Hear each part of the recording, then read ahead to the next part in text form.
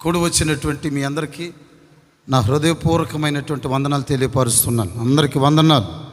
Bible వాక్యాన్ని, దేవుని వాక్యాన్ని మనం ధ్యానం చేసుకుందాం. కీర్తనల గ్రంథం 9వ కీర్తన.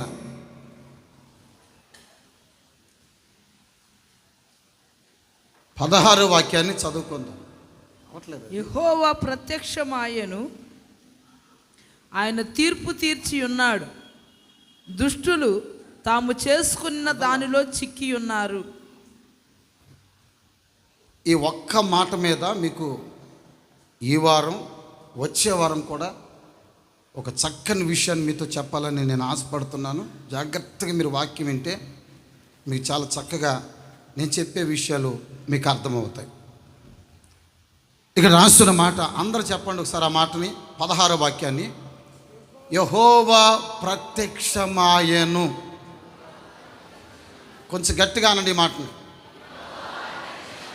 అందరూ బయట ఉన్నవాళ్ళు, లోపల ఉన్న వాళ్ళు అందరూ ఒకసారి ఈ మాట చెప్పండి. యెహోవా ప్రత్యక్షమాయెను. మీ ప్రక్కన ఉన్న వాళ్ళు కూడా చెప్పండి ఈ మాటని. యెహోవా నీకు ప్రత్యక్షం కాబోతున్నాడని చెప్పండి. మీ ప్రక్కన ఉన్న వాళ్ళు చెప్పండి, దేవుడు మీకు ప్రత్యక్షము కాబోతున్నాడు. అందరూ ఒకసారి ఆమెను చెప్దామండి. గట్టిగా ఒకసారి ఆమెను చెప్పండి. దేవుడు మీకు ఏం కాబోతున్నాడండి? ప్రత్యక్షము కాబోతున్నాడు. ప్రత్యక్షపరచబడటము అంటే ఏంటి? దేవుడు ఒక వ్యక్తికి బయలుపరచబడటం లేక కనుపరచబడటం. దేవుడు ఒక మనిషికి ప్రత్యక్షం అవ్వాలి. మనం ప్రభువుని నమ్ముకున్నాం. యేసుక్రీస్తు యొక్క రక్తంతో మనం కడగబడ్డాం. దేవుని వాక్యం చేత మనం దర్శించబడ్డాం. ఆత్మ సంబంధమైన అనుభవాలన్నీ కూడా బాగానే ఉన్నాయి.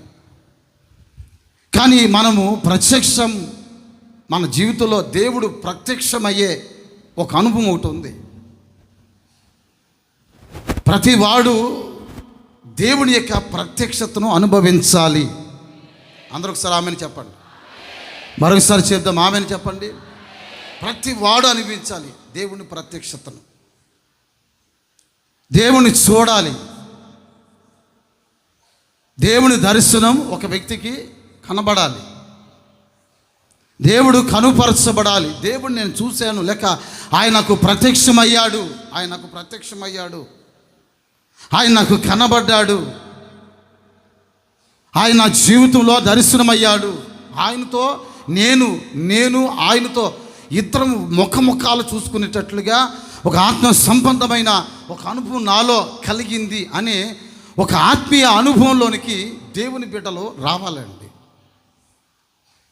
ఇక్కడ కూర్చుంటున్న ప్రతి వారికి దేవుడు ఆత్మ ప్రత్యక్షతను ఎలాగైతే ఇస్తున్నాడో అట్లాగే దేవుడు ప్రతి వారికి దేవుడు ప్రత్యక్షము కాబోతున్నాడు ఈరోజు. అందరూ ఒకసారి ఆమెను చెప్పండి. గట్టిగా ఒకసారి ఆమెను చెప్పండి.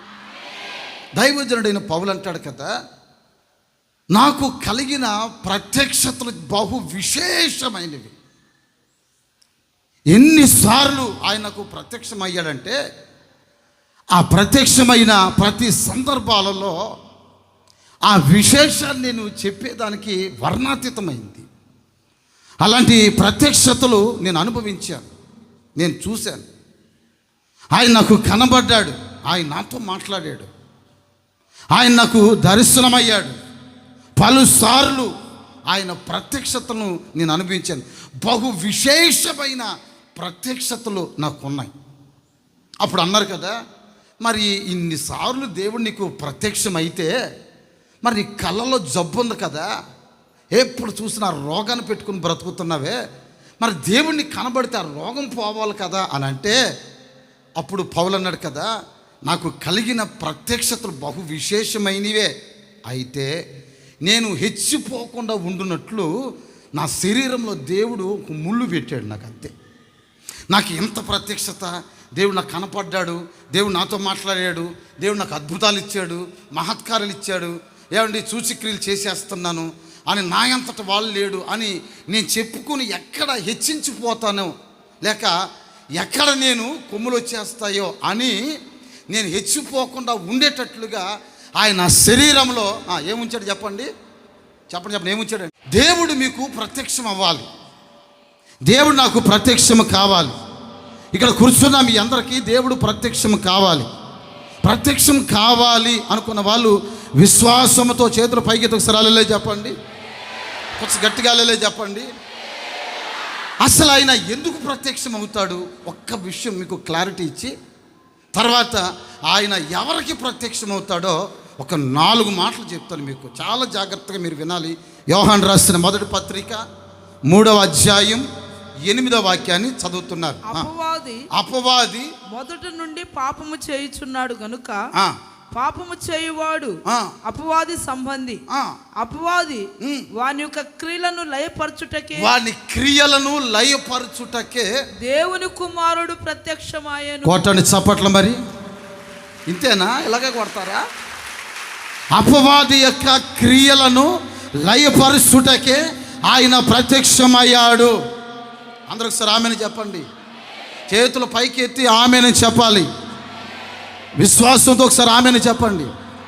నోళ్ళు తెరిచి ప్రభా అని ఒకసారి విశ్వాసంతో అపవాది యొక్క క్రియలను లయపరచటానికి నా దేవుడు ప్రత్యక్షమై ఉన్నాడు.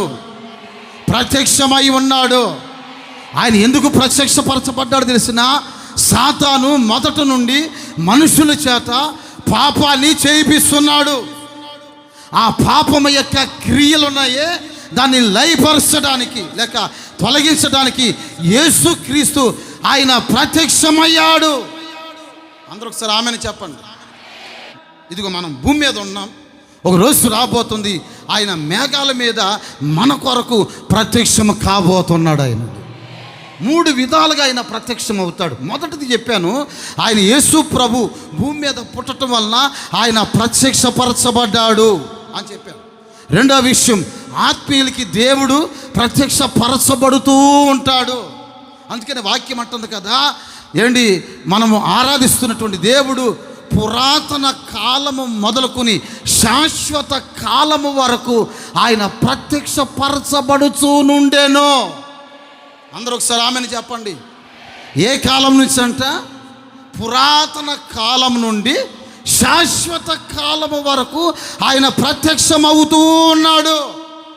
ఆయన ఒకరోజు కనబడి, కొంతకాలం కనబడి, కొన్ని సంవత్సరాలు కనబడి, కొన్ని యుగాలలో కనబడి తర్వాత అంతరించిపోయేవాడు కాదు. ఆయన ప్రత్యక్షమవుతానే ఉంటాడు. ఎప్పటి వరకు తెలిసిన? శాశ్వత కాలము వరకు ఆయన ప్రత్యక్షమవుతాడు. ఎందుకు ప్రత్యక్షమవుతాడంటే అపవాది యొక్క క్రియలను ఆయన లయపరచబోతున్నాడు. ఆయన నమ్మండి, మీ జీవితంలో ఒకవేళ అపవాది క్రియలు ఏదైనా ఉన్నాయేమో, ఈ ఆరాధనలో నా దేవుడు ప్రత్యక్షపరచబడి వాటిని లయపరచబోతున్నాడు. ఆయన విశ్వాసంతో చప్పలగొట్టి అనుభవించండి. లయపరచబోతున్నాడు. ఆయన లయపరచబోతున్నాడు. ఆయన తొలగిస్తాడు. అపవాది ద్వారా కలిగిన ఏ పరిస్థితి అయినా కావచ్చు, ఏ కష్టమైనా కావచ్చు, ఏ రోగమైనా కావచ్చు, నా దేవుడు తొలగించును కాక. ఆమెను చెప్దాం, కొంచెం గట్టిగా ఒకసారి ఆమెను చెప్దామండి. ఇప్పుడు నేను మీతో చెప్తానండి, ఆయన మనకి ప్రత్యక్షం అవటం వలన కలిగేది ఏంటో ఒక్క మాట చెప్పి ఎవరికి ప్రత్యక్షం అవుతాడో ఆ విషయాలు చెప్తాను. జాగ్రత్తగా మీరు వినాలి. చూడండి, పేతురు రాసిన మొదటి పత్రిక 1వ అధ్యాయం 7వ వాక్యాన్ని చదువుకుందాం. పేతురు రాసిన మొదటి పత్రిక 1వ అధ్యాయం 7వ వాక్యాన్ని చదువుతున్నారు, వినాలి. నేను చెప్పాలనుకున్న మాట అంటే, యేసుక్రీస్తు ప్రత్యక్షమైనప్పుడు మీకు మెప్పు మహిమ ఘనత మీకు కలగబోతుందండి. కొంచెం గట్టిగా ఆమెను చెప్పండి. ఆయన ప్రత్యక్షం అయినప్పుడు మనకి ఏం కలుగుతుందండి తెలుసా? ఒకటి, మెప్పు కలగబోతుంది. మెప్ప అందరూ చెప్పండి. నెప్ప లేక చెప్పండి, అది మెప్ప. దేవుడు మీకు ప్రత్యక్షం కలగటం వలన, ప్రత్యక్షపరచబడటం వలన మీ జీవితంలో మొట్టమొదటిగా కలిగేది ఏంటంటే మెప్పు కలిగేటట్లు ప్రభు చేయబోతున్నాడు. ఆయన మనకు ప్రత్యక్షమైనప్పుడు అంట మనం ఎన్నో బాధలతో, శోధలతో, సమస్యలతో, కష్టాలతో మనం ఎన్నో ఇరుకు ఇబ్బందులతో ఉంటాం.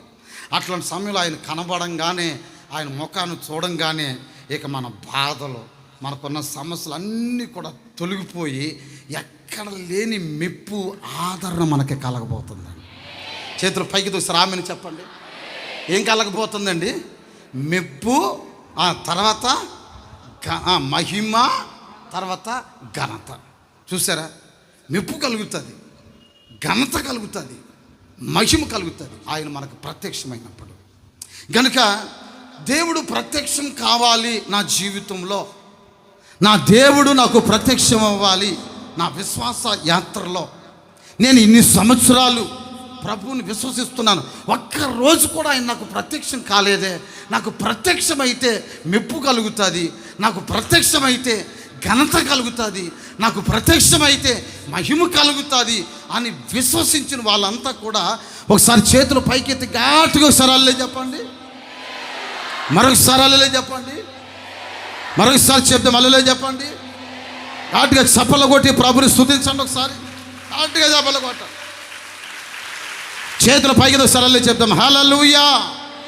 చెప్పాలి కొంచెం గట్టిగా హల్లెలూయా. మరొకసారి చెప్తాం హల్లెలూయా. నా దేవుడు మీకు ప్రత్యక్షమగును గాక. కొంచెం గట్టిగా ఆమెను చెప్దామని. ఇప్పుడు నేను మీతో చెప్తున్న మాట ఏంటంటే, ఎవరికి ఆయన ప్రత్యక్షమవుతాడు, ఇది మెయిన్ మన టైటిల్ అన్నమాట అండి. ఎవరికి ప్రత్యక్షమవుతాడు? ఒక 4 మాటలు త్వరగా చెప్తాను, మీకు చాలా జాగ్రత్తగా వినాలి. ద్వితీయోపదేశ కాండం 4వ అధ్యాయం 29వ వాక్యాన్ని చదువుకుందామండి. 4వ అధ్యాయం 29వ వాక్యం. అయితే అక్కడ నుండి దేవుడైన యెహోవాను మీరు వెతికిన ఎడల నీ పూర్ణ హృదయముతోను నీ పూర్ణ ఆత్మతోను వెతికినప్పుడు ఆయన నీకు ప్రత్యక్షమగును. అందరు చెప్పండి ఆమేనని. దేవుడు ప్రత్యక్షం అవ్వాలి అనుకున్న వాళ్ళంతా కూడా ఈ మాటను చాలా జాగ్రత్తగా మీరు వినాలి. పూర్ణ హృదయము, ఆ తర్వాత పూర్ణ ఆత్మ. ఈ 2 మాటలు చెప్పండి ఒకసారి.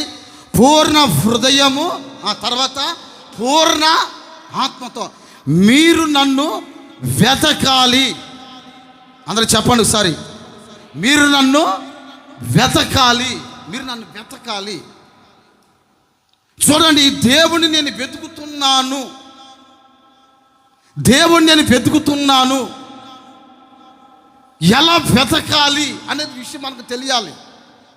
మీ మనసులో ఐకిక విచారాలు కానీ, మీ మనసులో ఏమండి లోక సంబంధమైన ఆలోచనలు కానీ మీ మనసులో లేవంటారా?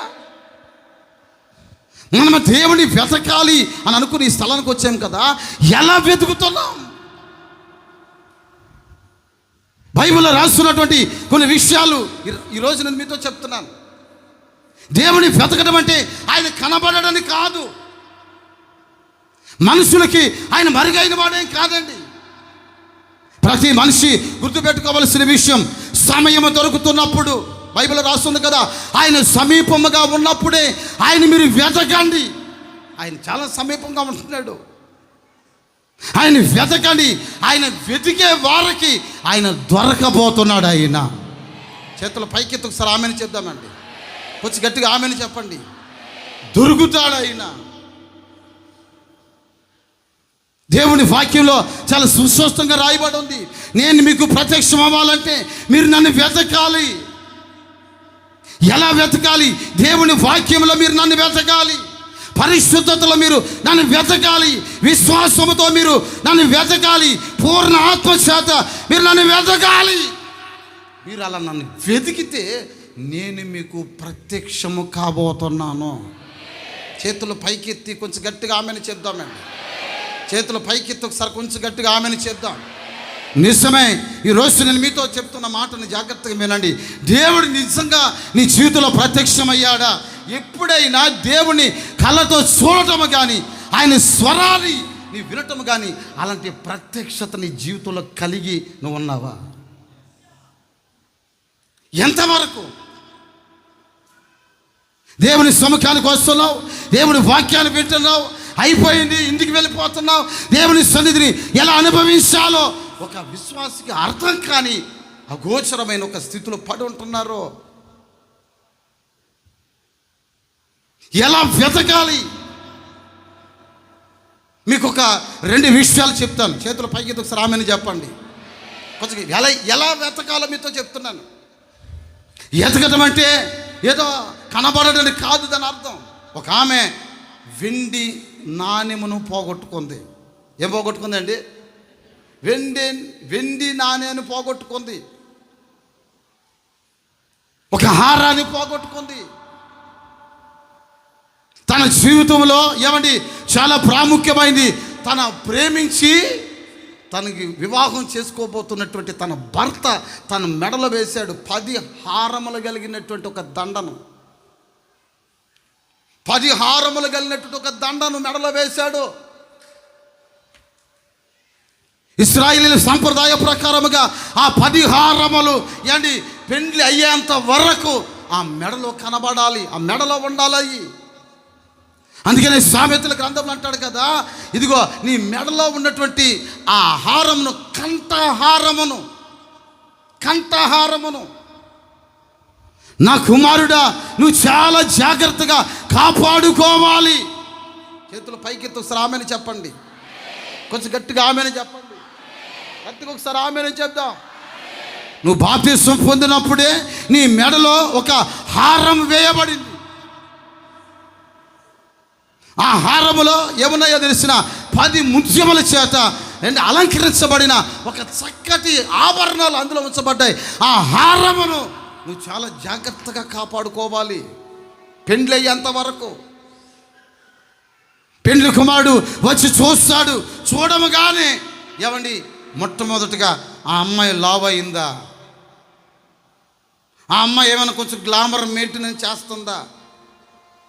ఆ అమ్మాయి ఏమైనా పేరెన్ లవ్లీ కొట్టుకుని మూతికి లిప్టిక్ కొట్టుకుని చెప్పులు మొదలుకొని నెత్తికి పెట్టుకుంటున్న క్లిప్పులు వరకు బాగున్నాయా అని ఇదేమీ చూడడాయన. పళ్ళ వరుస బాగుందా చూడడు. ఐబ్రోస్ బాగా కట్ చేసిందా లేదా చూడడు. బ్యూటీ పార్లర్కి వెళ్తుందా లేదా చూడడు. తల ఎంట్రుకలు వెనకాల హెచ్చు తగ్గులుగా ఉన్నాయా దాన్ని కత్తిరించిందా అని చూడడు. ఏమిటి పాపిళ్ళు తీస్తుందా లేదా ఇవేమీ చూడడు. పెండ్లి కుమారుడు పెండ్లి చేసుకోవటానికి వచ్చి రాగానే మొట్టమొదటిగా చూసేది ఏంటి తెలిసిన? ఆమె మెడలో వేయబడిన హారాన్ని చూస్తాడు. ఆ హారానికి 10 ముత్యములు తగిలించబడిన నాణెములు ఉన్నాయా లేవని గమనిస్తాడు. అందులో ఒక్క నాణెము కనబడకపోయినా పెండ్లి కుమారుడు పెండ్లి కూతుర్ని వివాహం చేసుకోవటానికి ఇష్టం లేదు అని చెప్పటానికి అదొక గుర్తు. అదొక గుర్తు కనుక ఆమె చాలా జాగ్రత్తగా పెండ్లి అవ్వబోతుంది కనుక, నేను పెండ్లి చేసుకోబోతున్నాను కనుక, నన్ను నచ్చి మెచ్చినవాడు నన్ను పెళ్లి చేసుకోబోతున్నాడు కనుక ఈ హారం నాకు వేసాడు. ఈ హారం నా మెడలో ఉంది. అయ్యో 9 కనబడుతున్నాయి, ఒకటి మాత్రం మిస్ అయిపోయింది. ఇప్పుడు దాన్ని వెతకటం ప్రారంభించింది. చేతుల పైకి ఒకసారి ఆమెను చెప్పండి. కొంచెం గట్టిగా ఆమెను చెప్పండి. ఆమె ఆ హారాన్ని ఎతకటానికి చేసిన 2 విషయాలు రాస్తున్నాయి. చూడండి లూకాసు వార్త 5వ అధ్యాయంలో మనం గమనిస్తాం. చూడండి ఆ మాటని. 5వ అధ్యాయం లూకాసు వార్తలో 15వ అధ్యాయం ఎన్నో వాక్యం 8వ వాక్యం. ఏ స్త్రీకైనను 10 వెండి నాణెములు ఉండగా వాటిలో ఒక నాణెము పోగొట్టుకుంటే ఆమె దీపం వెలిగించి ఇల్లు ఊడ్చి అది దొరుకు వరకు జాగ్రత్తగా వెతకదా. అందరూ ఒకసారి ఆమెను చెప్దామా? మరొకసారి చేతులు పైకెత్తి గట్టిగా చెప్పండి హల్లెలూయా. మరొకసారి హల్లెలూయా చెప్దామండి. ఇంకోసారి చెప్దాం హల్లెలూయా. చెప్పాలకు వచ్చి గట్టిగా హల్లెలూయా. చూడండి అక్కడ రాస్తున్నటువంటి మాట, 10 హారాలలో ఒక హారం పోయింది. పెండ్లి కుమారుడు వచ్చి అడ్జస్ట్ అయిపోవచ్చు కదా, అమ్మో ఒకటి పోయిందా పిచ్చిదాన్నా, దాన్ని ఎలా పోగొట్టుకున్నావే, దాన్ని ఎలా పోగొట్టుకున్నాం, అసలు పోగొట్టుకోవచ్చా అని ఆ పిల్లని పోతే పోయిందిలే మరలా చేపిస్తాను అని అనలేదండి, అనలేదు. ఆ 10వ హారం నీ కనబడేంత వరకు, ఆ 10వ హారాన్ని నాకు తీసుకొచ్చి ఇచ్చేంత వరకు నేను నిన్ను వివాహం చేసుకోను అని చెప్పి వెళ్ళిపోయాడు. ఆ 10వ హారం పోగొట్టుకున్నటువంటి హారం కొరకు ఎంత వెతుకుతుందంటే అలా వెతికి సంచరిస్తూనే ఉందండి. వెతుకుతుంది. ఆమె వెతకటానికి వాడుకున్న సాధనం ఏంటి తెలిసిన, మొట్టమొదటిగా దీపాన్ని వెలిగించటం ప్రారంభించింది. ఆమె చేతులు పైకెత్తి ఒకసారి ఆమెని చెప్పండి, కొంచెం గట్టిగా ఆమెని చెప్పండి. ఆమె ఏ స్థలంలో పోగొట్టుకుందో ఆ స్థలం అంతా కూడా చీకటమయమైపోయింది కనుక, చీకటిలో నలిగిపోతుంది కనుక, చీకటిలో జీవితాన్ని సంచరిస్తుంది కనుక, చీకటిలోనే తన బ్రతుకుని వెళ్ళబుస్తుంది కనుక, అయ్యో ఈ చీకటిలో నేను హారాన్ని నేను పోగొట్టుకున్నాను, ఈ హారం నాకు దొరకాలి కనుక ఆ పోగొట్టుకున్న దాన్ని వెతకటానికి నేను చేయవలసిన మొదటి పని ఏంటంటే దీపం వెలిగించబడాలి. నా ప్రియ సహోదరులారా, నీవు వెతకటము, దేవుని వెతకటము అంటే దాని అర్థం ఏంటో తెలిసిన, ముందు నీ జీవితాన్ని వెలిగించుకోవటం. దేవుని వెతుకుతున్నారు ఈరోజు. ఎలా వెతుకుతున్నారు? బ్రతుకు వెలిగించబడి, బ్రతుకులో ఏమండి వెలుగు సంబంధమైన అనుభవాలు అనుభవిస్తూ, వెలుగు సంబంధమైన కార్యాల చేత నడిపించబడి, ఏమండి నిజంగా మీరు వెతుకుతున్నారా, లేక ఇంకా చీకటి మనుషులుగా ఉండి వెతుకుతున్నారా? రెండో విషయం, అతను దీపం వెలిగించడమే కాదు, ఆ దీపముతో పాటు ఏమండి ఒక చీపురు తీసుకుని ఇల్లంతా ఊడటం మొదలుపెట్టిందంట. చప్పలు కొడదామండి కొంచెం గట్టిగా, సచ్చు చప్పట్లు దరిద్రంగా కొడుతున్నాం, గట్టిగా కొట్టి చప్పట్లు. హుషారుగా చేతులు పైకి సరాలే చెప్పండి, గట్టిగా ఒక సరాలే చెప్పండి. దీపం వెలిగించడం ఒక వంతు అయితే, రెండోదిగా చీపురు తీసుకుని చెప్పండి ఇల్లు ఊడటం. ఈ చీపురు దేని చేస్తుందంటే, దేవుని వాక్యమని ఈ చీపురు చేత మన ఇల్లంతా ఊడవబడాలండి ముందే. ఆమెను చెప్పండి కొంచెం గట్టిగా ఆమెను చెప్పండి. ఒకటి వెతకటానికి వాడింది 2, ఒకటి దీపాన్ని, రెండోదిగా చెప్పండి ఏంటండి అది? చీపురు. ఏ ఇంట్లో చీపురు ఉండదో ఆ ఇల్లంతా దరిద్రంగా ఉంటుంది. మీరు చూడండి కావాలంటే. నేను చెప్తున్నాను, ఈ రోజున ప్రపంచంలో ప్రతి ఇంటికి ఉండవలసింది ఏంటో తెలిసిన, ఏముండాలి చెప్పండి? నోళ్ళు చెప్పండి, ఏముండాలండి? చీపురు ఉండాలా వద్దా? చీపురు నా ఇంట్లో ఉండాలన్న వాళ్ళందరూ ఒకసారి గట్టిగా లే చెప్పండి. ఈ మధ్యన ఎవడో ఒకడు చీపురు గుర్తుకి ఓటేయండి. ఏ గుర్తుకి? చీపురు గుర్తుకి ఓటేయండి. చీపురు లేకపోతే దేశం శ్మశానం అయిపోద్ది. చీపురు లేకపోతే మీ ఇల్లు పెంట కుప్పలాగా మారిపోతాయి. చీపురు కనుక లేకపోతే ఇదిగో మండలం నాశనం అయిపోద్ది. చీపురు చాలా ప్రాముఖ్యం అని ఊరు బాబోయ్ చీపురు గురించి ఎంత పబ్లిసిటీ చేశాడంటే అంత పబ్లిసిటీ చేశాడు. గెలుస్తాడా గెలవడా మొత్తం మీద చీపురే గెలిచిందండి. అందరూ ఒకసారి ఆమెను చెప్పండి, కొంచెం గట్టిగా ఆమెను చెప్పండి. కొంతమంది మీరు మాట ఏంటారు ఇక్కడ, అప్పుడప్పుడు చీపురు తిరగేసి కొడతా ఉండాలి. చీపురు తిరగేసి కొడతా ఉంటుంటే 4-5 దెబ్బలు పడితే ఇంకా లైన్లో పడరు కొంతమంది ఉన్నారు. అట్లాంటి రకాలు. ఈ చీపురు దెబ్బకి ఏమండి ఏ మూలన ఉంటున్నా, ఏ చీకట్లో ఉంటున్నా ఆ చీపురు అట్ట తగలటంతోనే గల్లును బయటకు వచ్చింది. బయటికి రాగానే ఆ నాణ్యను పట్టుకుని, ఓయమ్మ ఇది లేకపోతే నా పెళ్ళి ఏం కావాలి, ఇది లేకపోతే నాకు అసలు పెళ్ళి అవుతుందా, ఎంత అవమానం అయిపోయిందని చెప్పి ఆ పోగొట్టుకున్న హారాన్ని అంతా తీసుకుని తన పనికత్తెలందరికీ చూపించి, మీరు నాతో కూడా సంతోషించండి.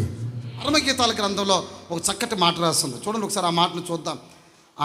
4వ అధ్యాయం 9వ వాక్యాన్ని గమనిద్దాం.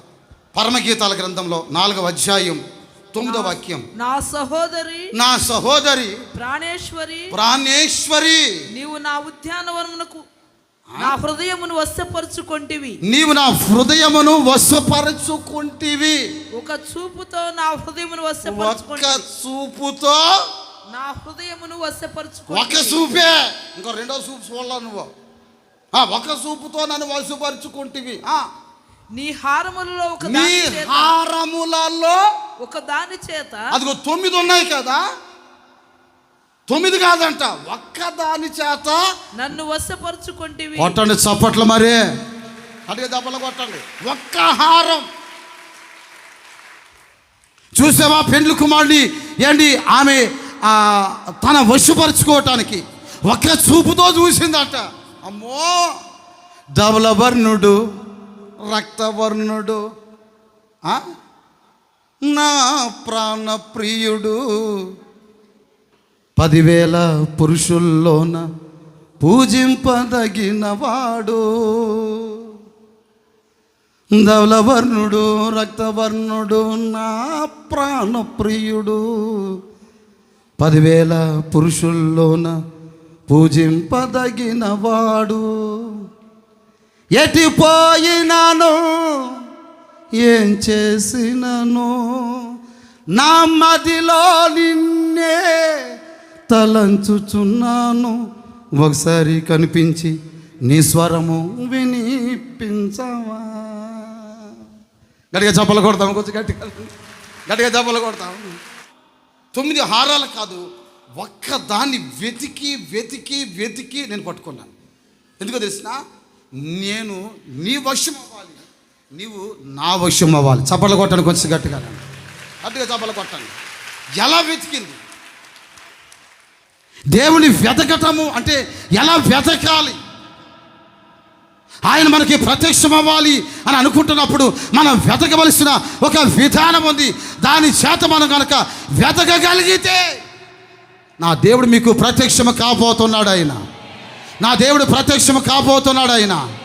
మన జీవితాన్ని వెలుగు చేత వెలిగించబడిన ఒక అనుభవాల్లో నడిపించబడిన ప్రతి వాడు, అదిగోండి, దీపాన్ని వెలిగించడమే కాకుండా ఇల్లు శుభ్రపరుస్తున్నట్లు కుటుంబాన్ని, మన వ్యక్తిత్వాన్ని, మన నడవడికని, మన హృదయాన్ని దేవుని వాక్యం అనే చీపురు చేత పరిశుభ్రపరుచుకున్నప్పుడు నీకు దొరకాలనుకుంటున్న నాణ్యము ప్రభు అయినటువంటి యేసుక్రీస్తు రూపంలో దొరకబోతున్నాడు. ఆయన ఏ చేతుల పైకి ఒకసారి ఆమెను చేద్దాం, కొంచెం గట్టిగా ఆమెను చేద్దామండి.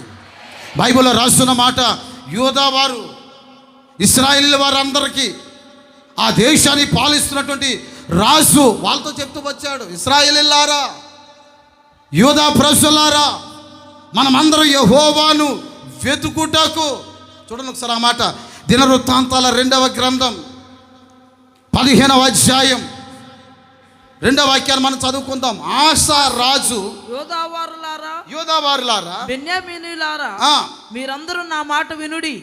మీరు యెహోవా పక్షపు వారైన ఎడల ఆయన మీ పక్షమున ఉండును. మీరు ఆయన యుద్ధ విచారణ చేసిన ఎడల ఆయన మీకు ప్రత్యక్షమగును.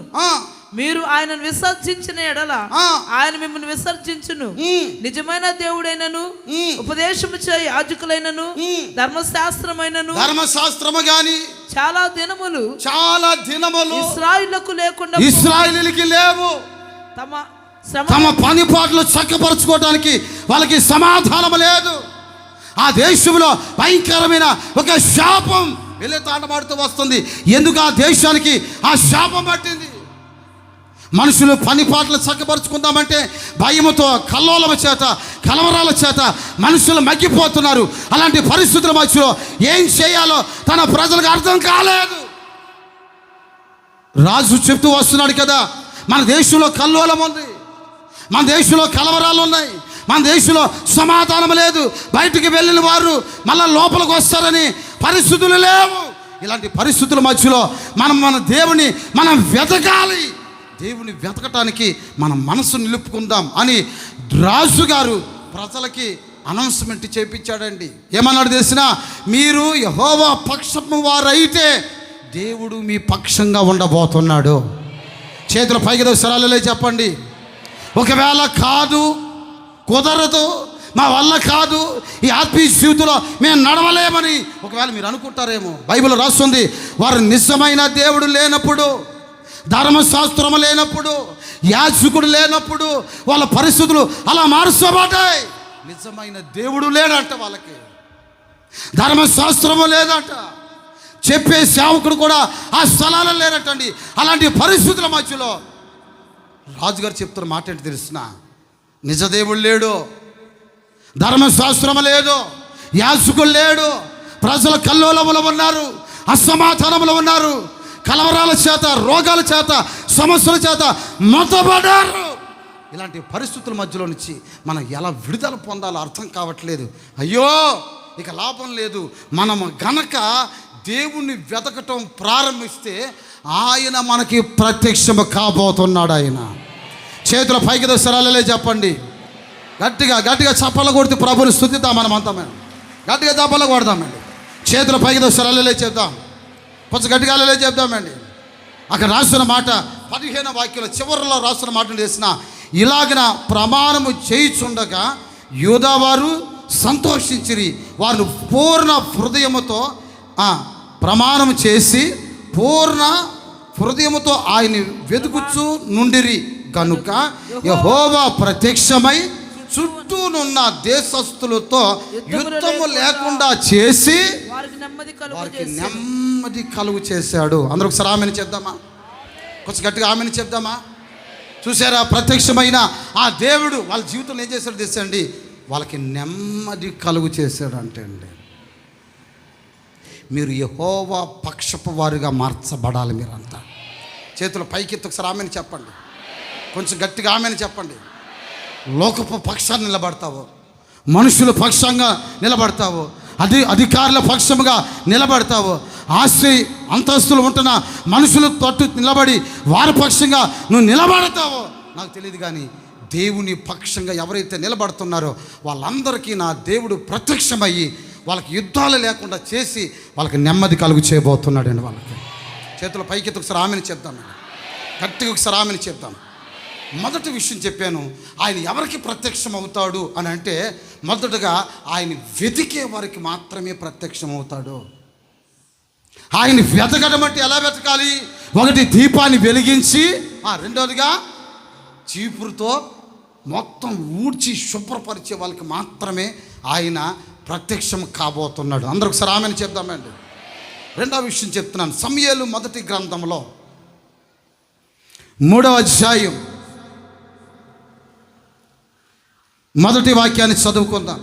బాలుడైన సమూయేలు ఏలీ ఎదుట యెహోవాకు పరిచర్య చేయుచుండెను. ఆ దినములలో యెహోవా వాక్కు ప్రత్యక్షమగుట అరుదు. యెహోవా వాక్కు ప్రత్యక్షమగుట అరుదు. ప్రత్యక్షము తరచుగా తటస్థించటం లేదు. ఇక ప్రత్యక్షత తరచుగా తటస్థించటం లేదు. వినాలి. తలల పైకెత్తి చూడండి నా వైపు. హలో, తలల పైకెత్తి చూడండి. చాలా ప్రాముఖ్యమైన విషయం ఇది. చేతుల పైకెత్తి సరాలే చెప్పండి. అందరూ నిండుగా అందరూ చెప్పండి. చేతుల పైకెత్తి సరాలే చెప్పండి. ఇక్కడ రాస్తున్న విషయాన్ని కొంచెం జాగ్రత్తగా వినండి. యెహోవా వాక్కు ఏమండి? అరుదుగా, అరుదు, చాలా అరుదు. సంవత్సరానికి ఒక్కసారైనా దేవుడు మాట్లాడుతున్నాడంటే గగనమే. సంవత్సరానికి ఒకసారైనా దేవుడు దర్శిస్తున్నాడంటే గగనమే. సంవత్సరానికి ఒకసారైనా దేవుడు ఆ ప్రజల్లో దర్శిస్తున్నాడంటే అది గగనం. నా ప్రియ సహోదరులారా, చాలా అరుదుగానండి. ఇంకా అక్కడ రాస్తున్న మాటనంటే యెహోవా వాక్కు ఏంటి? ప్రత్యక్షమవుట. తరచుగా ఉండవలసిన ఆ ప్రత్యక్షతలో ఉండి వాళ్ళకి తటస్థించటం లేదు, కనబడటం లేదు, తారసపడటం లేదు. వాళ్ళు వెతకలేకపోతున్నారు. దేవుని వాక్కు వాళ్ళకి ప్రత్యక్షము కాని ఆ దినాలలో చేతుల పైకితో సరాలలో చెప్దాం. 21వ వాక్యాన్ని ఒకసారి గమనించండి. అదే అధ్యాయం 3వ అధ్యాయం 21వ వాక్యం. మరియు షిలోహులో యెహోవా మరలా దర్శనమిచ్చుచుండెను. మరలా షిలోహులో దేవుడు దర్శనమిచ్చుచూ నుండెను. షిలోహులో యెహోవా వాక్కు చేత సమూయేలునకు ప్రత్యక్షమగుచూ వచ్చెను. చప్పట్లు కొట్టండి. కొంచెం గట్టిగా కొట్టు, గట్టిగా చప్పట్లు కొట్టు. చేతుల పైకి సరళలే చెప్పండి. గట్టిగా సరళలే చెప్పండి. మొదటి విషయం చెప్పాను, దేవుడు ఎవరికి ప్రత్యక్షం అవుతాడు అని అంటే ఆయన వెతికే వారికి ఆయన ప్రత్యక్షం అవుతాడు. మొదటి వాక్యంలో రాస్తున్న మాట అంటే యెహోవా వాక్కు అరుదుగా ఉంటున్న దినాలు. తలల పైకెత్తి నా వైపు చూడండి. అరుదుగా ఉంటున్న దినాలు. యెహోవా వాక్కు ఏంటి? తటస్థించటం చాలా అరుదుగా ఉంటుందంట. వాళ్ళకి దేవుడు మాట్లాడటం కానీ, దేవుడు కార్యం జరిగించటం కానీ, దేవుడు వారిని స్పందించటము కానీ, దేవుడు వారితో నడవటము కానీ, దేవుడు వారి మధ్యలో అద్భుతాలు మొదలు పెట్టడం కానీ ఇవేమీ జరగటం లేదంట. అలాంటి దినాల్లోనంటే అండి, మనుషులు ఎవరికి దేవుడు కనబడని దినాలలో, దేవుని వాక్కు కరువైపోతున్న దినాలలో, దేవుని సన్నిధి మనుషులతో పాటు ఉండవలసిన ఆ సన్నిధి దూరమైపోయిన ఆ దినాలలో సమూయేలుకు మాత్రమే ప్రత్యక్షమవుతున్నాడంట. ఎందుకని? హలో, ఏంటి? సమూయేలుకు మాత్రమే ఆయన ప్రత్యక్షమవటానికి గల కారణమేంటి? మీకు ఈరోజు ఆ విషయం బాగా తెలియాలి. సంఘం బాగానే ఉంటుంది. ఈ సంఘంలో చాలామందికి తరచుగా ఏంటి దేవుని వాక్యం అరుదుగా ఉంటుందా, లేక మాకు దేవుని వాక్యం దినదినము ప్రత్యక్షపరచబడుతుందా? దేవుని వాక్యం చేత దినదినము నడిపించబడుతున్నారా? దేవుని వాక్యం చేత దర్శించబడి దేవుని వాక్యం చేత స్పందించబడుతున్నారా?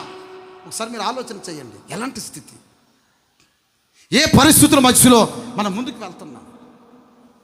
అలాంటి పరిస్థితుల మధ్యలో ఒక్క సమూయేలుకి మాత్రమే దేవుడు దర్శనం అవటం, దేవుడు ప్రత్యక్షం అవటం, దేవుడు అతనితో మాట్లాడటం, ఏమండి బెహర్షా మొదలుకొని దాను వరకు ఏండి ఆ సమూయేలు వర్ధిల్లటానికి గల కారణం ఏంటి?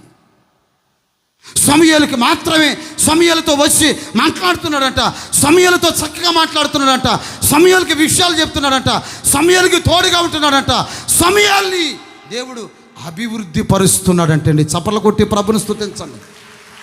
ఈ సంఘంలో ఎంతమందిలో ఉంటే దేవుడు జానన్నతో మాట్లాడటమే న్యాయమేనా? హలో, తలపైకి ఎత్తి చూడండి నా వైపు. ఇంతమంది సంఘంలో దేవుడు జానన్నతోనే మాట్లాడతాడు అంటే ఇదేమన్నా న్యాయమేనా? ఏంటి ఇంతమంది సంఘంలో దేవుడు అదిగో ఆ ఎలీషాలతోనే మాట్లాడతాను అంటే న్యాయమేనా? ఇంతమంది సంఘంలో దేవుడు జాయాక్కతోనే మాట్లాడతాడు, ఇంకెవరు భక్తులు కాదు, అందరూ భక్తులు, వాళ్ళ భక్తులు నాకు నచ్చట్లేదు, జాయమ్మ ఒక్కతే సాపేసుకుని ప్రార్థన చేస్తుంది, ఆమెతోనే మాట్లాడతాను అంత న్యాయం ఏమైనా ఉందా? ఏంటండి నాకు చెప్పరేంటండి? మరి ఎందుకని షిలోహులో అంతమంది ఉంటే ఆ షిలోహులో ఉంటున్న అంతమంది మనుషుల్ని దేవుడు ప్రక్కన పెట్టి ఇతను ఒక్కడితోనే మాట్లాడటానికి, ఇతను ఒక్కడికే ప్రత్యక్షం అవటానికి, ఇతను ఒక్కడే దాను మొదలుకొని బెహర్షబా వరకు అతను వర్ధిల్లటానికి గల కారణం లేకుండా పోలేదు ఆ అధ్యాయంలో. ఆమెను చెప్పండి కొంచెం గట్టిగా ఆమెను చెప్పండి, గట్టిగా ఒకసారి ఆమెను చెప్పండి. అక్కడ రాస్తున్న మాట ఏంటి తెలిసిన?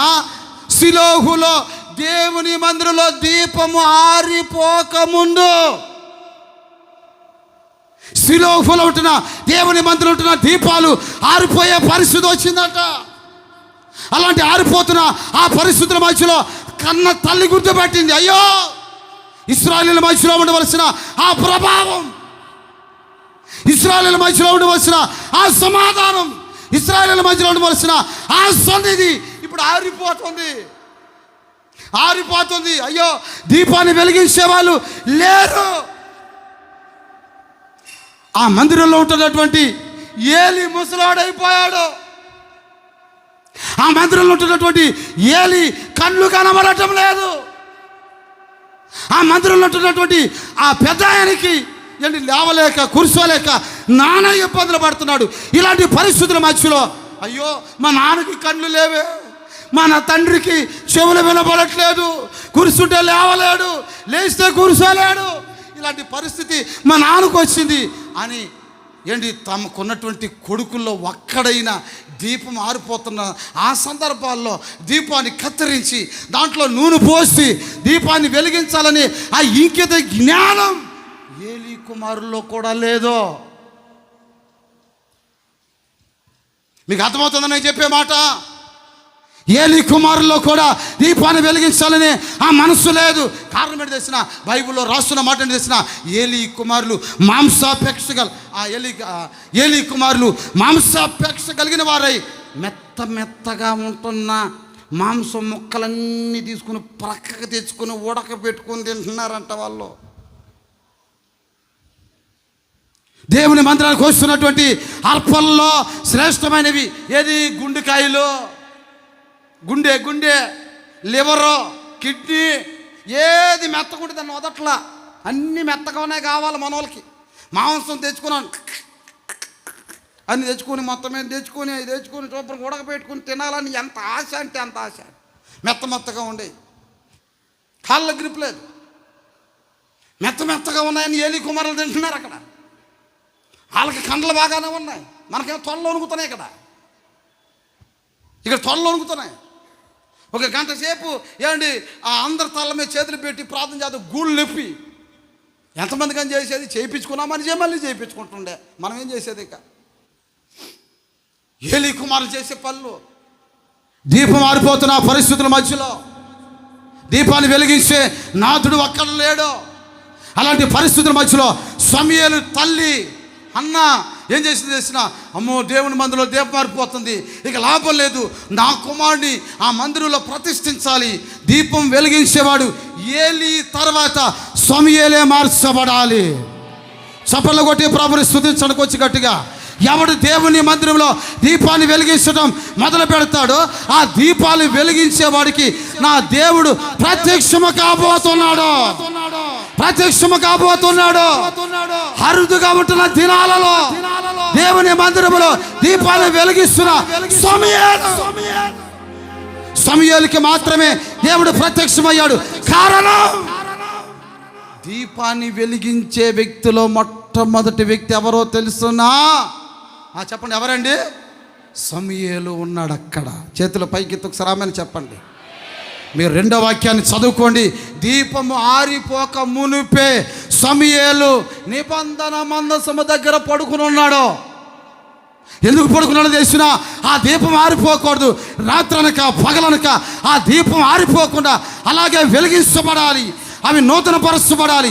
దేవుని మందిరం వెలుగుతో నింపబడాలి అని ఆ దీపం వెలిగించడానికి కొరకు ఎప్పుడు కనిపెట్టుకుని కూర్చుంటున్నాడండి. ఈరోజు నేను మీతో చెప్తూ వస్తున్నాను, దేవుడు మీకు ప్రత్యక్షం అవ్వాలనుకుంటున్నారా? దేవుడు మీతో మాట్లాడాలనుకుంటున్నావా? దేవుడికి ప్రత్యక్షమై ఆయన కనబడి ఆయన సన్నిధి నీకు తోడుగా ఉండాలని ఒకవేళ నువ్వు అనుకుంటే నువ్వు వెలిగించవలసిందేంటి తెలిసిన? దేవుని దీపాన్ని వెలిగించటం మొదలు పెట్టాలి. చేతులు పైకెత్తి ఒకసారి ఆమెని చెప్పండి, కొంచెం గట్టిగా ఆమెని చెప్పండి. దేవుడు ఒక శాసనాన్ని పెట్టాడు, ఒక కట్టడ పెట్టాడు. అహరోను పిలిచాడు. అహరోను ప్రతిరోజు సాయంత్రం, జాగ్రత్తగా ఉండాలి, ప్రతిరోజు సాయంత్రం నీవు లేక నీ కుమారులు ఎవరో ఒకరు ప్రత్యక్షపు గుడారంలోకి వచ్చి దంచి తీసిన అచ్చమైన ఒలివల నూనె దీపములో పోసి ఆ దీపానికి ఉన్నటువంటి నుసుగట్టిన దాన్ని కత్తిరించి ప్రతి సాయంత్రం దీపం వెలిగించి ఉదయం వరకు వెలుగుతూనే ఉండాలది.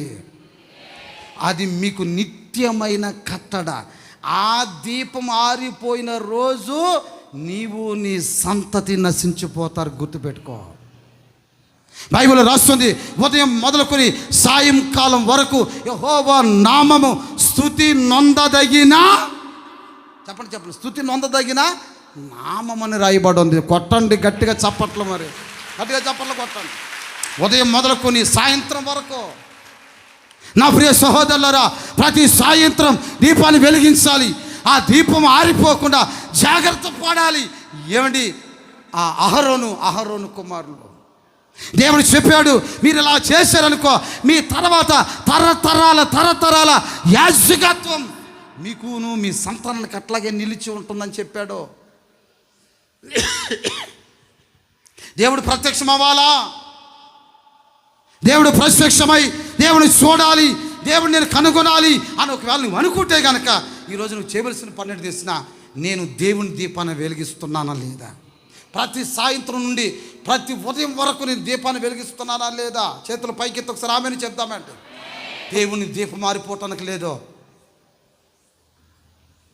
దేవుని దీపం మారిపోవటానికి లేదు.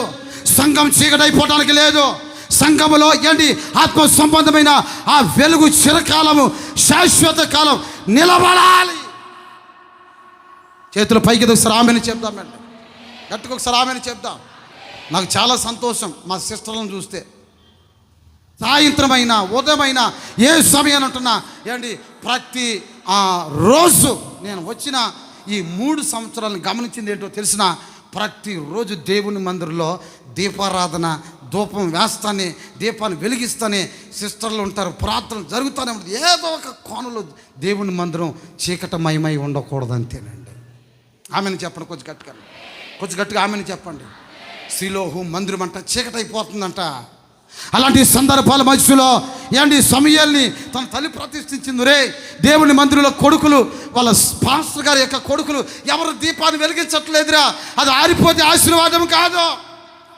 ఇశ్రాయేలు మధ్యలో ఉండవలసిన ఆ ప్రభావం వెళ్ళిపోతుంది. ఈ కాబోదు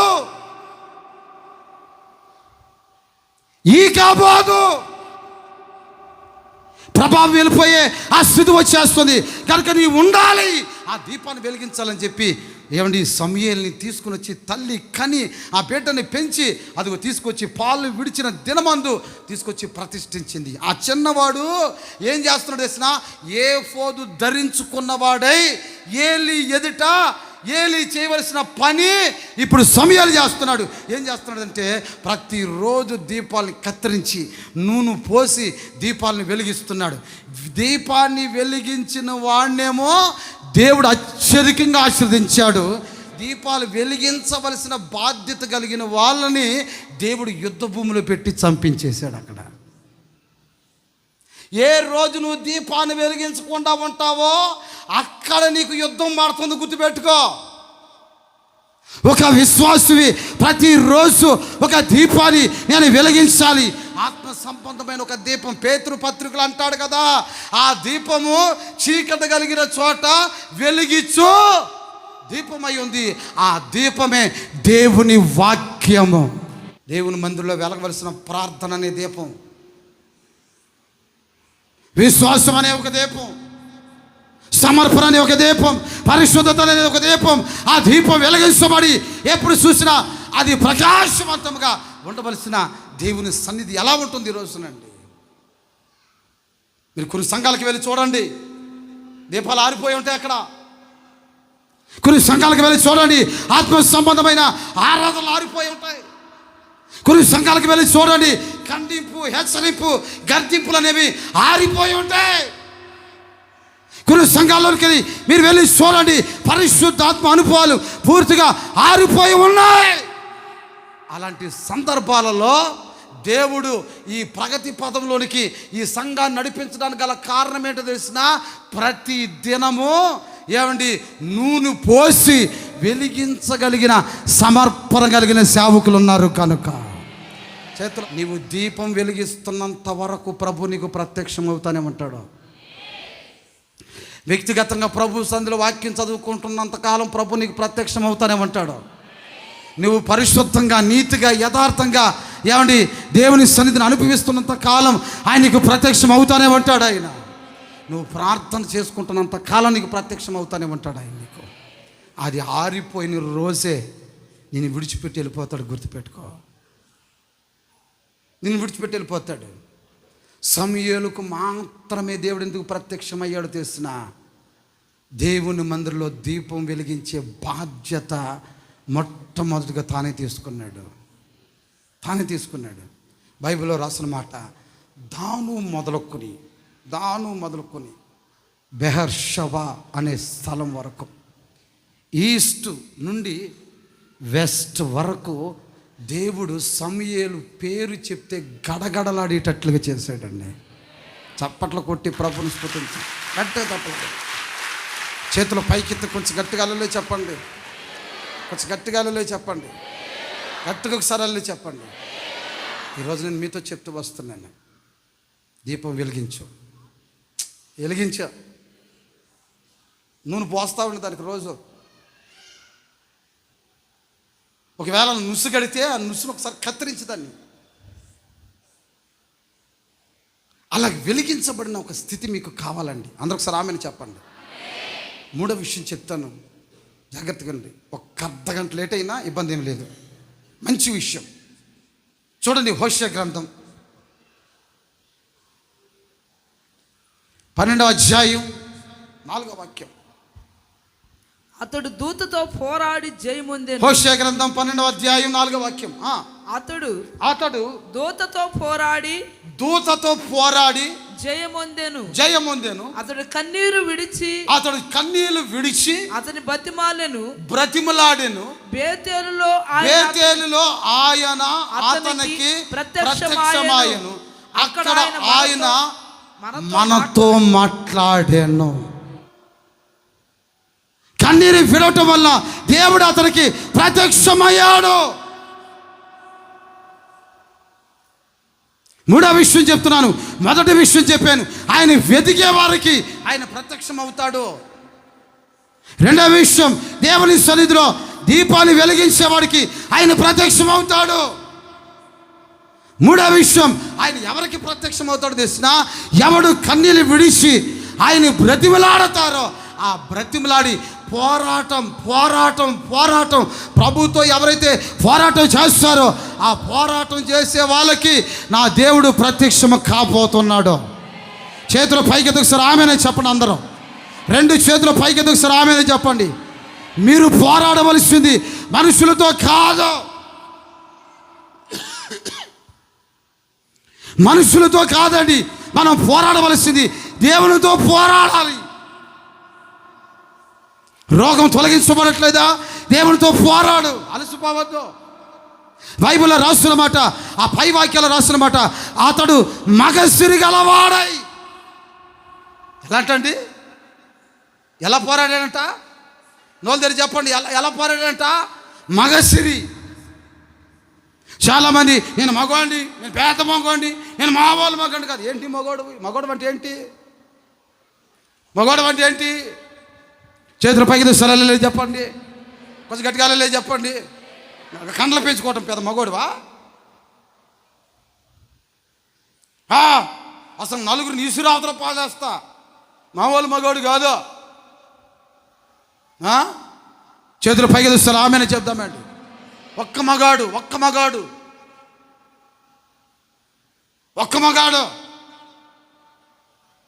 ఓ అబ్బాయి ఇట్లాంటి చాలా చూశారు. మగాడు అని చెప్పుకున్న వాళ్ళు. ఇది కాదండి మగతరం అంటే. దేవునితో పోరాడి గెలిచేవాడు మగోడు. చప్పట్లు కొట్టి ప్రభుని స్తుతించండి. ఎవడు దేవునితో పోరాడి గెలుస్తాడో, ఎవడు ప్రభు దగ్గర నుంచి సమాధానం సంపాదించుకుంటాడో, ఎవడు ప్రభు దగ్గర నుంచి కన్నీరు విడిచి అతని ప్రత్యక్షతను అనుభవిస్తారో, అలాంటి వారికి నా దేవుడు మగసిరి కలిగిన వ్యక్తిగా పోరాడి గెలిచేటట్లు ఆయన అభిషేకించబోతున్నాడు మిమ్మల్ని. చేతుల పైకి తామని చెప్పండి, కొంచెం గట్టిగా.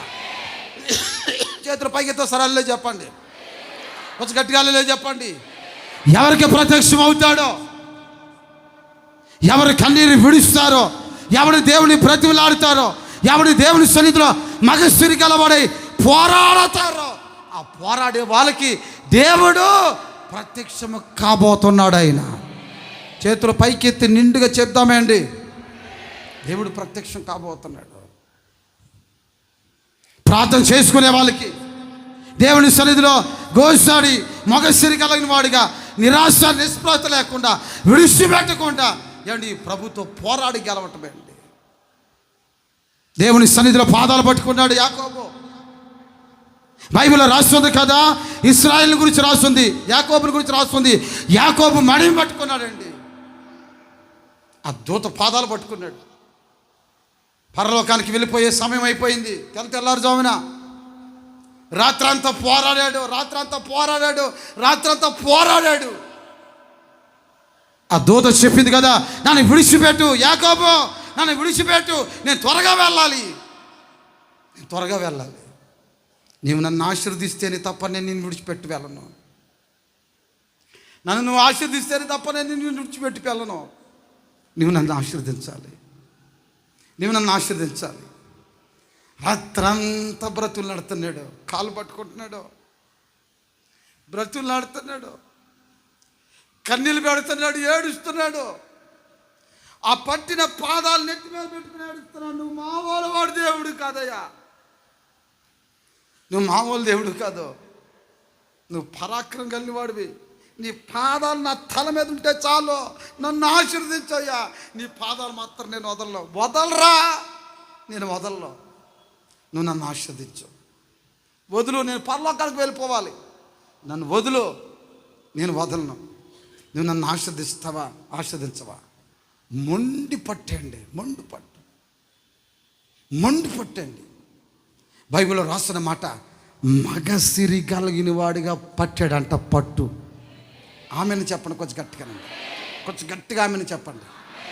ఒక మగసిరి కలిగిన వాడు తన మగతనం ఎక్కడ సస్తాదో అని చెప్పి ఆ మగతనాన్ని చంపుకోవటానికి ఏమండి ఏ మగోడు ఒప్పుకోలేడు, అంతగా దేవుని పాదాలు పట్టుకున్నాడు. నాకు ఏం జరిగినా పర్వాలేదు, ఈరోజు నువ్వు నన్ను ఆశీర్దిస్తేనే తప్ప. ఇక ఎంతకే వల్ల కావట్లా. కాలు పట్టుకున్నాడు, పాదాలు పట్టుకున్నాడు. ఒక్కసారి ఎగిరి ఒక్క తన్నాడు దేవదేవుడు. ఆ తన్నిన పాదాలు ఒక్కసారి వచ్చి యాకోబు యొక్క గూడి, ఇదిగోండి ఈ తొడ గూడే ఇరిగేటట్లుగా తన్నాడు. అయినా పాదాలు వదలడే, ఈడ్చుకుని వెళ్తున్నాడు. ఈడ్చుకుంటూ అట్లాగే వస్తున్నాడు, వెనకాల ప్రాగుతున్నాడు, పాదాలు పట్టుకొని పాగుతున్నాడు. వెళ్ళిపోతా, నేను మాత్రం నేను విడిచిపెట్టేది లేదు, నువ్వు నన్ను ఆశీర్దిస్తేనే తప్ప. ఏంట్రా నీ మొండితనం ఏంటి? యాకోబు అంటున్నాడు, 21 సంవత్సరం కష్టపడ్డాను, దొరకగా 21 సంవత్సరం తర్వాత నీవు నాకు ప్రత్యక్షమైతే. వింటున్నారు ఈ మాట? 21 సంవత్సరం తర్వాత నువ్వు నాకు కనబడ్డావు కదా. 21 సంవత్సరాలు అక్కడ రాహేలుతోనూ అక్కడ లేయాతోనూ నా మందలతో నేను గడిపేశాను కదా. ఈసారి కనుక నీవు వెళ్ళిపోతే మరలా నాకు కనబడవు, నాకు తెలుసు. ఇక నేను మరలా ఎన్ని సంవత్సరాలు ఎదురు చూస్తేనే కానీ వస్తావో రావో నాకు తెలియదు. ఇక నువ్వు దాటిపోయావంటే నాకు దొరకవు. ఈ ఒక్కసారి నన్ను ఆశీర్వదించేసి నేను వదిలేస్తాను. నేను ఆ అమాయక ప్రార్థన దేవదేవుడు విని 2 చేతులు యాకోబు తల మీద ఉంచాడండి. చప్పట్లు కొట్టండి విశ్వాసంతో. నీ మగసిరి కలిగిన పోరాటం ఒక ఆశీర్వాదాన్ని సంపాదించేటట్లు చేయబోతోంది. అనుభవించండి, ఇప్పుడే అనుభవించండి. దేవుని చేతులు ఇప్పుడే నీ మీద చాపబడ్డాయి. ఇప్పుడే ఆస్వాదించు, నన్ను దీవించు.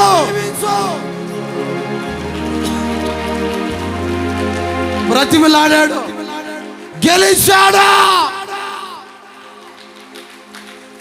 గెలిచాడు. అక్కడ దేవుడు యాకోబుతో మాట్లాడటం మొదలుపెట్టాడు అంటే అండి. అక్కడ ఆమెను చెప్పండి, కొంచెం గట్టిగా రండి, కొంచెం గట్టిగా ఆమెను చెప్పండి. ప్రభు పాదాలు పట్టుకుంటున్నాను. ఇల్లు విడిచిపెట్టేశాను,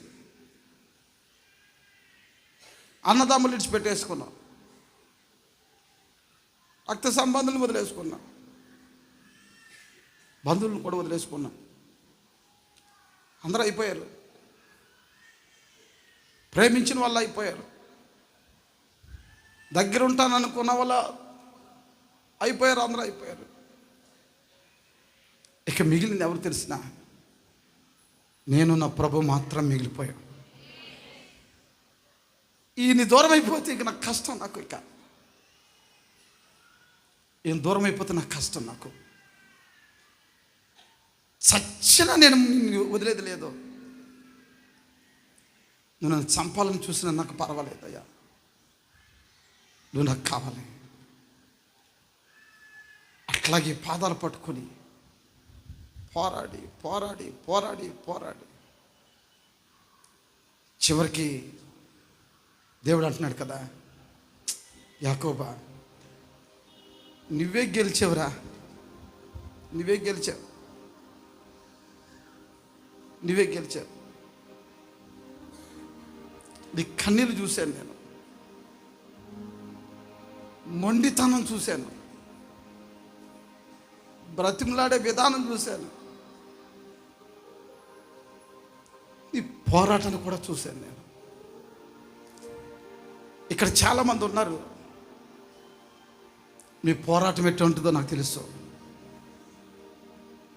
దేవుని సంవత్సరాల తరబడి బ్రతిమలాడుతున్నారు మీరు, సంవత్సరాల తరబడి బ్రతిమలాడుతూనే ఉన్నారు ప్రభుని. కన్నీళ్ళు లేకుండా ఏ రోజు కూడా ముగించలేదు. ఒకరోజు నీవే గెలవబోతున్నావు, ఒక్కరోజు నువ్వే గెలవబోతున్నావు. నీ కన్నీళ్ళు నిన్ను ఎక్కడ ఓటమి రానివ్వదు, నీ కన్నీళ్ళు నిన్ను ఎక్కడ ఓటమిలోకి దించావో. నీ కన్నీళ్ళకి అంత విలువ ఉంది ఈరోజు. ఆ కన్నీళ్ళతో ఆరంభించు. నా దేవుడు నీకు ప్రత్యక్షము కాబోతున్నాడు, ఆయన నీకు ప్రత్యక్షము కాబోతున్నాడు. విశ్వాసంతో చప్పలు కొట్టి అనుభవించాలి.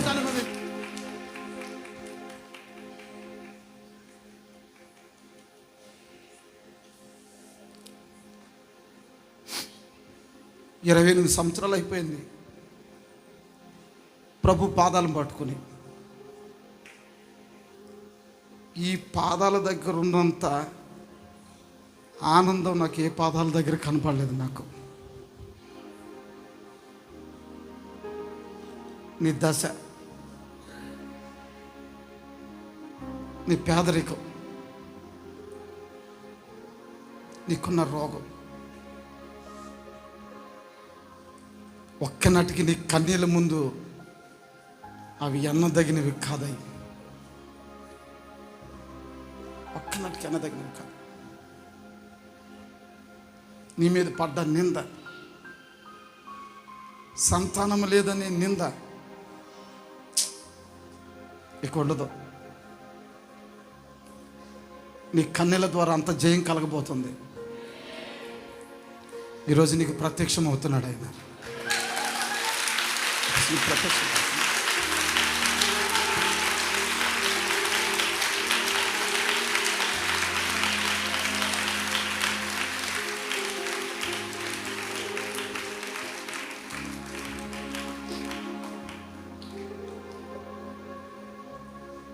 నేను అనుభవిస్తున్నాను కనుక చెప్తున్నాను మీకు. ఇది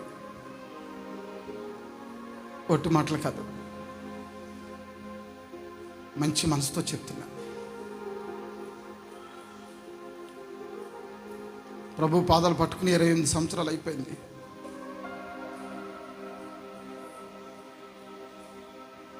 వదలాలని అనిపించిన వదులుకోలేనంత అభిమానంతో ప్రభు పాదాలు నన్ను వెంటాడుతున్నాయి. ఈ 2 కళ్ళతో చూశాను నేను దేవుడు పాదాలు ఎట్లా ఉంటాయో. ఆ పాదాలు చూసిన ఆ రోజు నుంచి ఏ పాదాలనైతే కళ్ళతో చూశాను వాటిని ఈ చేతులతో తాకాను. నేను ఈ చేతితో తాకాను. ఆ స్పర్శ ఇంకా ఉంది నా దగ్గర, ఆ స్పర్శ ఇంకా ఉంది, పోలేదు. నాకు తెలుసు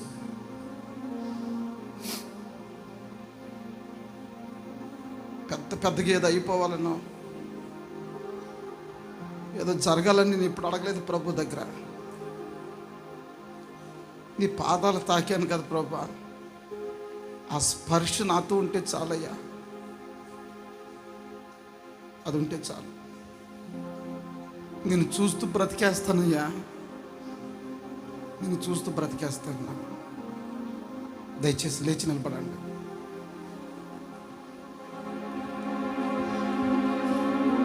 లేచి నిలబడండి.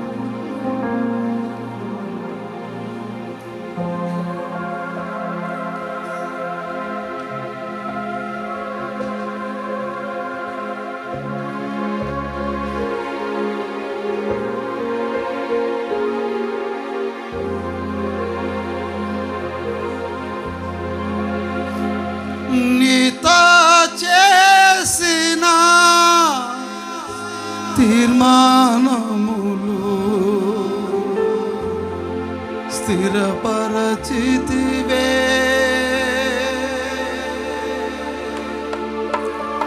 అందుకే ఈ స్తుతిగణ మహిమల స్తోత్రాంజలి.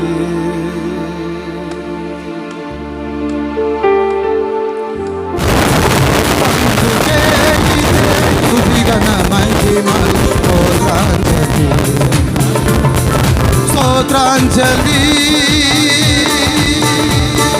స్తోత్రాంజలి.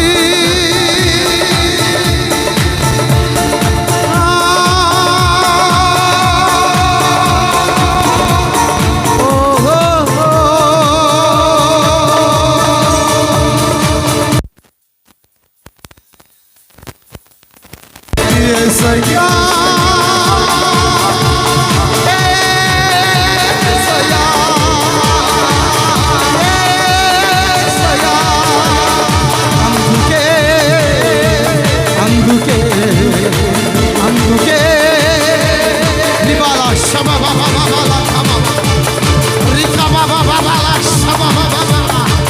ప్రత్యక్షమవుతున్నాడు. యెహోవా ప్రత్యక్షము కాబోతున్నాడు. యెహోవా ప్రత్యక్షము కాబోతున్నాడు. నింపబడు. యేసయ్యా స్తుతి ఘన మహిమలో నీకే. యేసయ్యా యేసయ్యా యేసయ్యా రిబాల శబబబల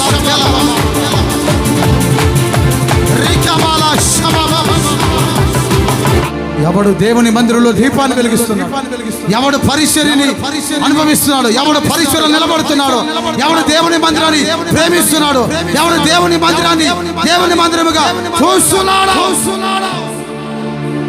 వాళ్ళకి నా దేవుడు ప్రత్యక్షంగా కాబోతున్నాడు. దేవుని మందిరం అంటే చిన్న పిల్లల ఆట కాదు. దేవుడు ప్రత్యక్షమయ్యే ఒక స్థలం. ఇక్కడ దీపం వెలిగించబడాలి. పరిచర్య అనే దీపం, ప్రార్థన అనే దీపం, విశ్వాసం అనే దీపం, దేవుని వాక్యం అనే దీపం వెలిగిస్తున్నావా? ఎవడు దీపాన్ని వెలిగిస్తాడు వాడి జీవితం దాను మొదలుకొని బెహర్షబ వరకు ఎట్లా ఆశీర్వదించబడ్డాడు, అట్లా నా దేవుడిని ఆశీర్వదించబోతున్నాడు. మీరుంటున్న స్థలాల్లో ఆశీర్వాదం పొందబోతున్నారు. మీరుంటున్న గ్రామాల్లో, పట్టణాలలో, మీరుంటున్నటువంటి ప్రాంతాలన్నింటిలో నా దేవుడు వృద్ధి చేయబోతున్నాడు ఈరోజు. యాకోబు 21 సంవత్సరం తర్వాత 21 సంవత్సరం తర్వాత ఎంత ఏడుస్తున్నాడు. మరలా నువ్వు నాకు దొరకవయ్యా, ఇక నువ్వు వెళ్ళిపోతే నా పరిస్థితి ఏం కావాలి, ఇక నువ్వు కాదనుకుంటే నా పరిస్థితి ఏం కావాలయ్యా. ఎక్కడుండే సమస్య అట్లాగే ఉండిపోయింది. పిల్లల స్థితి తలరాత్రం మారలేదయ్యా. మగ సిరి కలిగింది అనగా ప్రభు వచ్చి అంతవరకు ఆయన పాదాలు వదలొద్దమ్మా. ఒక మగ సిరి కలిగింది అనగా దేవుని పాదాలు పట్టుకో, వదలొద్దు. ఆయన తన్నినా పర్వాలేదు, నిన్ను స్వస్థపరిచేవాడు ఆయన, గాయపరిచినా పర్వాలేదు, గాయం కట్టువాడు ఆయనే, ఆయనే గాయం కట్టాడు. చిన్న చిన్న విషయాలకి తొందరపడద్దు, బలహీనపడద్దు. ప్రతి సమస్య నేను బలపరచడానికే,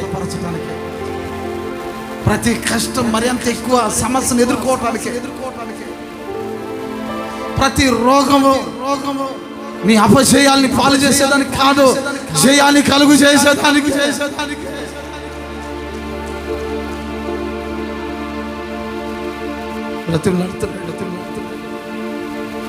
నీవు తప్ప నాకెవరున్నారు? నీవు తప్ప నాకు ఆశ్రయం మరొకటి లేదు స్వామి. స్వామి స్వామి స్వామి నా ఏలిన వాడా, కన్నీళ్ళు విడుస్తున్నాడు.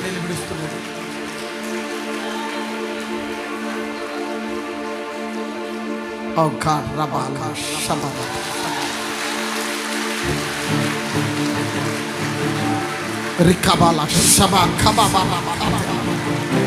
అదిగో అదిగో ప్రత్యక్షం కాబోతున్నాడు.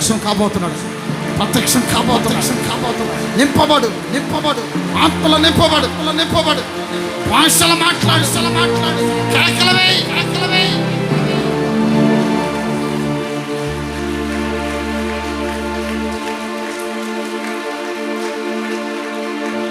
ప్రార్థన, చిన్న ప్రార్థన చేసుకుంటాం. ప్రేమాస్వరూపి పరిశుద్ధుడా, జీవాధిపతి, మీకు వందనాలు స్తోత్రాలు చెల్లించుకొనుచున్నాం ప్రభా. నేటి దినమున మీరు మమ్మల్ని బ్రతికించి ఉంచినందులకై మీ కృతజ్ఞత స్తోత్రాలు చెల్లిస్తున్నాం ప్రభా. సంఘముగా మమ్మల్ని అందరినీ మందిరములో సమకూర్చి మీ నామాన్ని మధురఘోష చేయటానికి నాయన బ్రతికించినందుకై మీ కృతజ్ఞత స్తోత్రాలు చెల్లిస్తున్నాం. ఈ ఉదయకాలం మీ దాసుల ద్వారా మాతో చక్కగా మాట్లాడి ఉన్నారు ప్రభు, మీకు స్తోత్రములు. యెహోవా మీకు ప్రత్యక్షమాయను అని సెలవిచ్చారు ప్రభా. నా తండ్రి మీకు స్తోత్రం. ఎల్లప్పుడూ మీ ప్రత్యక్షత మాకు కావాలి. మీరు మాకు ప్రత్యక్షం అవ్వాలి, మేము మీ ఎదుట ప్రత్యక్షం అవ్వాలి. మీరు మాకు తోడుగా ఉండాలి తండ్రి. మీకు స్తోత్రం.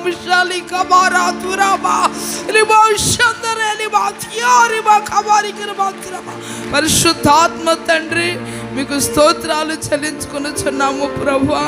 అయ్యా మీ ప్రత్యక్షత వలన తండ్రి మహిమగల కార్యములు, అద్భుతములు, ఆశ్చర్యములు, ఉన్నతమైన కార్యములు, మెప్పు, మహిమ, ఘనత కలుగుటకు కారణాలు జరుగుతాయి అన్నారు తండ్రి. మీ స్తోత్రం. అపవాది క్రియలను లయపరచుటకై దైవ కుమారుడుగా ఈ భూలోకము ప్రత్యక్షమై ఉన్నారు. ఈ భూమి మీద ప్రత్యక్షమయ్యారు తండ్రి. ప్రతి సమస్య తొలగించుటకు ప్రత్యక్షమయ్యారు తండ్రి. అయ్యా పూర్వం మొదలుకొని శాశ్వత కాలం వరకు మీ ప్రత్యక్షత ఎల్లప్పుడూ మాతో ఉండునుగాక, ప్రతి బిడ్డతో ఉండునుగాక. నా తండ్రి మీకు స్తోత్రాలు చెల్లించుకుంటున్నా. మిమ్మల్ని పూర్ణ హృదయముతో, పూర్ణ ఆత్మతో ఎవరైతే వెతుకుతారో అటు వారికి మీరు ప్రత్యక్షం అవుతానన్నారు దేవా. మీకు స్తోత్రం నాయన. యేసు రాజా మీకు స్తోత్రం.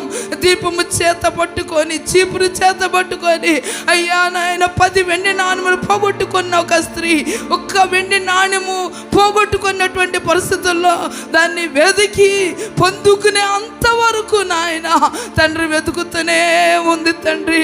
వెతుకు వారికి మీరు దొరికే దేవుడు గనుక తండ్రి మీకు స్తోత్రము నాయన. చీపురనే వాక్యాన్ని చేతబట్టుకొని, విశ్వాసాన్ని చేతబట్టుకొని, దీపమనే ప్రార్థన చేతబట్టుకొని నాయన మిమ్మల్ని వెతికినప్పుడు తప్పక జీవితంలో ఏవేవి పోగొట్టుకున్నారో, ఏవేవి దూరం అయిపోయినావో, వేటి విషయంలో బాధపడుతున్నారో అవన్నీ తిరిగి పొందుకొనుగాక, తిరిగి పొందుకునేటట్లుగా ఈ కాలం మీరు కార్యము జరిగించమని ప్రార్థన చేస్తున్నా. యేసయ్యా అయ్యా మీ ప్రత్యక్షత అరుదు, కానీ సమూయేలుకు మీరు ప్రత్యక్షమై ఉన్నారు. దీపం ఆరిపోకమునిపే షిలోహు ప్రార్థనా మందిరములో దీపం వెలిగిస్తూ ఉన్నాడయ్యా, దీపం వెలిగిస్తూ ఉన్నాడు నాయన. అహరోను కుమారులు నిత్యము దీపాన్ని దీపాన్ని వెలిగిస్తూనే ఉన్నారు నాయన. తండ్రి నూనె పోసి తండ్రి సవరిస్తూ ఒత్తులు నాయన మళ్ళా కత్తిరిస్తూ జీవితం అనే దీపాలు ఎల్లప్పుడూ వెలగాలి వెలగాలి వెలగాలి. వెలుగుచున్న వారికి తప్పక మీరు ప్రత్యక్షమయ్యే దేవుడు నాయన. నా తండ్రి మీకు స్తోత్రం నాయన. ఇంకా అనేకులు మీరు ప్రత్యక్షము కాలేని పరిస్థితులలో తండ్రి వారి జీవితాల్లో నిజమైన దేవుని తెలుసుకొనలేక, దైవ సేవకులను తెలుసుకొనలేక, యాజకులను గుర్తెరగలేక, ధర్మశాస్త్రాన్ని తెలుసుకొనలేక, కలవరాలతో కలతలతో సమాధానము లేక, నెమ్మది లేక, ఆరోగ్యము లేక అనేక పరిస్థితుల్లో తల్లడిల్లిపోతుండగా ఇది మొదలుకొని మిమ్మల్ని వెదుకడం ద్వారా యూదా వారలారా, యెరూషలేము బెన్యామీనులారా, మీరు పూర్ణ హృదయముతో వెతికినప్పుడు ఆయన మీకు ప్రత్యక్షమగును ప్రత్యక్షమయ్యేటట్లుగా మీరు కార్యాలు జరిగించండి ప్రభువా. కన్నీటితో రాత్రంతయు పెనుగులాడి పట్టుదల కలిగి మగసిరి కలిగి యాకోబు పోరాడి పెనుగులాడి ప్రార్థన చేసి ఉన్నాడు. అట్టి ప్రార్థన ద్వారా మీరు ప్రత్యక్షమైన తండ్రి మీకు స్తోత్రం. ఎందరైతే మీకు బహు దూరముగా ఉన్నారో, ప్రార్థన లేక ప్రార్థన తెలియకుండా ఉంటున్నారో, కన్నీరు అనేది తెలియకుండా ఉంటున్నారు, సమస్యతో సతమతం అయిపోతున్నారు కానీ, వేదన అనుభవిస్తున్నారు కానీ, బాధలు అనుభవిస్తున్నారు కానీ, పట్టుదల కలిగి రాత్రంతా మీతో పెనుగులాడలేకపోతున్నారు. ఇది మొదలుకొని ఇప్పటి నుండి పెనుగులాడి పోరాడి ప్రార్థన చేయనట్లుగా మీ ప్రత్యక్షత ప్రతి ఒక్కరి జీవితాలు అనుభవించినట్లుగా మీరు కార్యాలు జరిగించండి ప్రభువా. 20 సంవత్సరాలు అయ్యా తండ్రి మీకు దూరముగా ఉన్నానంటున్నాడు యాకోబు. ఇప్పుడైనా ఇప్పుడైనా ఇప్పుడైనా ఇప్పుడే ప్రత్యక్షము కండి. మీ యొక్క విలువను తెలిసి ఉండేటట్లుగా తండ్రి, ప్రార్థన తెలిసి ఉండేటట్లుగా, మీ యొక్క అయ్యా మీలో ఉన్న మహిమ ఘనత మెప్పును ప్రతి ఒక్కరు పొందుకునేటట్లుగా ఉదయకాలం మీరు ప్రత్యక్షమయ్యి కార్యాలు జరిగించమని ప్రార్థిస్తున్నా. ఇంకెందరో ఏ సమస్యలతో వచ్చి ఉన్నారో, ఏ నిందలతో ఉన్నారో, ఏ బాధలతో రోగాలతో ఉన్నారో, ఏ కష్టాలతో ఉన్నారో, ఏ కడగంట్లు వారిని పట్టి పీడిస్తున్నాయో, ఇది మొదలుకొని ఆశీర్వదించండి, దీవించండి, సమస్యలు రోగాలు తొలగించండి. ప్రతి ఒక్కరికి సంపూర్ణమైన నెమ్మది, సమాధానము, శాంతిని ఉదయకాలం మీరు అనుగ్రహించండి.